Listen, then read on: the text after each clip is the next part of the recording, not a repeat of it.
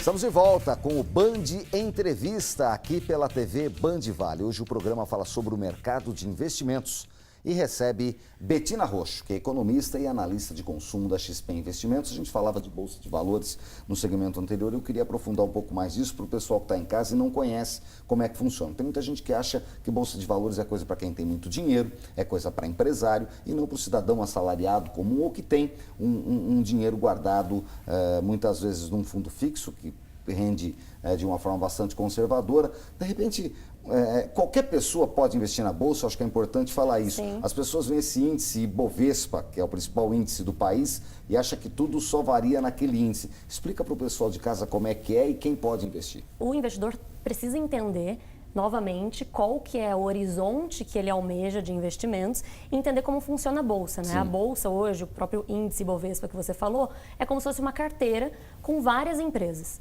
Então, não necessariamente o investidor precisa comprar o índice. Ele pode fazer uma carteira com alguns nomes que estejam melhores no momento. Por exemplo, num momento de atividade mais fraca no Brasil e alguns outros nomes, outras empresas como exportadoras indo bem, o investidor pode alocar mais os recursos para essas empresas exportadoras. Então, ele não precisa comprar exatamente o índice Bovespa, nem só uma ou outra ação. Ou seja, o interessante é ele diversificar. Vem em casa que o índice Bovespa caiu 3% essa semana, essa pessoa pode ter ganhos de 3% na mesma semana. Exatamente, às vezes porque as assusta, empresas né? dele... Não, e às vezes até o contrário, né? Assusta, caiu 3% em um dia, fala, nossa, perdi 3% do meu dinheiro na Bolsa. Mas, às vezes, em um ano, esse 3% que você perdeu em um dia viram 30% que você ganhou em um ano. Então, entender também o momento de cada empresa que você está investindo, entender a composição da carteira, né? Como cada papel, né? Cada ação mexe na sua carteira, porque muitas vezes você coloca 30% em um nome, 50% em outro, e esse 50% é muito mais volátil e mexe mais num período mais adverso. Então, é interessante fazer essa alocação e muitas vezes também, para começar, pedir ajuda de terceiros, né? Hoje eu acho que o acesso à informação está muito mais fácil, tá mais fácil entender sobre momentos das empresas e justamente fazer uma alocação mais eficiente dos investimentos. E há diversas empresas que podem ajudar as pessoas físicas. Exatamente. Hoje, por exemplo, eu trabalho com análise de ações, né? O nosso time na XP é um time que cada pessoa é focada em setores. Hoje eu foco em consumo, alimentos e bebidas. Então, a gente faz materiais, né, relatórios, e justamente para ajudar a assessorar e empoderar mesmo as pessoas para entenderem mais sobre os investimentos. Não só investirem porque alguém falou, né, mas isso de entender ajuda muito na hora da surpresa ou positiva ou negativa. Né? O investimento em bolsa é um investimento imediato, a médio ou a longo prazo, para a pessoa poder ter realmente um ganho considerável? Olha, tem muita gente que diz que para investir em bolsa é para os pacientes, né? Mas depende muito do momento que a gente está. Tanto que ano passado a gente viu uma valorização muito grande da bolsa, né? Especialmente por nomes atrelados à economia doméstica, porque a expectativa com a atividade, com a economia, ficou muito positiva. Então, alguns nomes foram muito bem.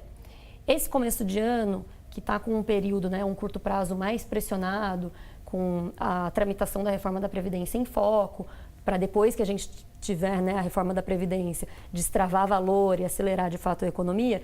Então, para esse período, não faz esse curto prazo fica mais difícil, então realmente um horizonte mais longo ajuda na hora de investir em bolsa.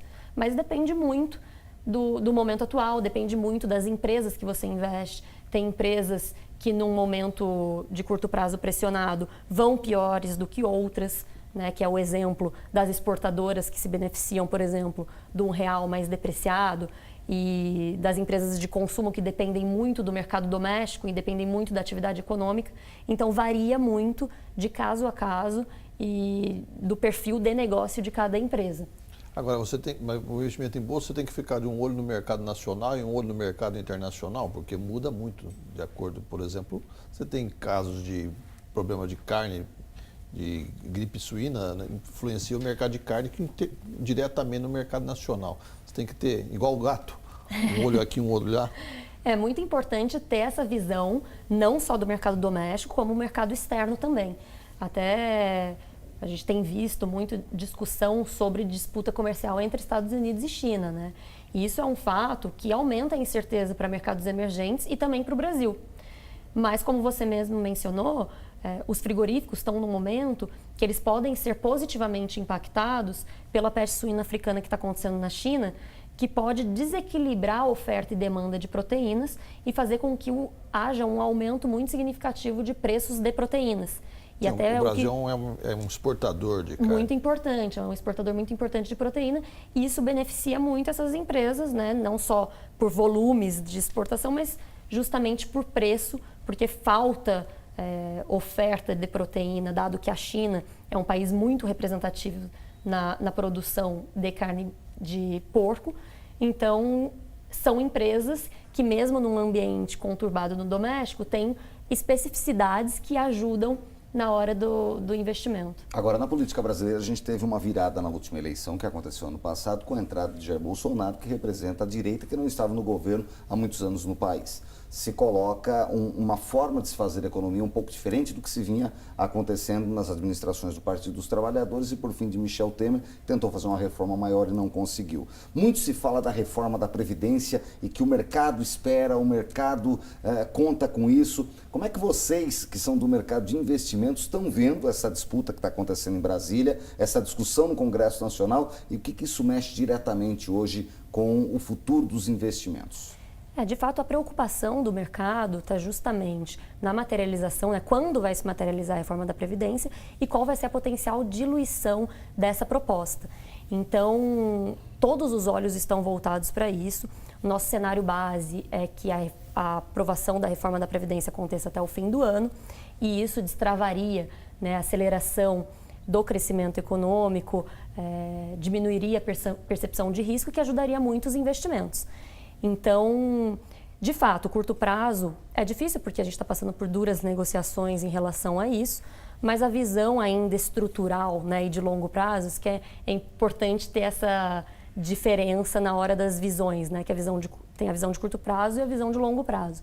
Então, caso a gente tenha, né, a aprovação da reforma da Previdência, como a gente espera até o fim do ano, seria positivo para os investimentos na Bolsa. Ou seja, uma das perspectivas que tem que se ter, não importa se quem tem casa tem 1.000, 5, 10, 100 ou 1 milhão, é em quanto tempo você quer deixar esse dinheiro investido. Isso Exatamente. É primordial para se fazer qualquer tipo de investimento. Exatamente. Ou para se saber o melhor tipo de investimento? É muito importante fazer essa gestão, né, de quanto você pode investir, de quando você quer resgatar nessa rentabilidade e quanto você está preparado para potenciais volatilidades ao longo desse tempo.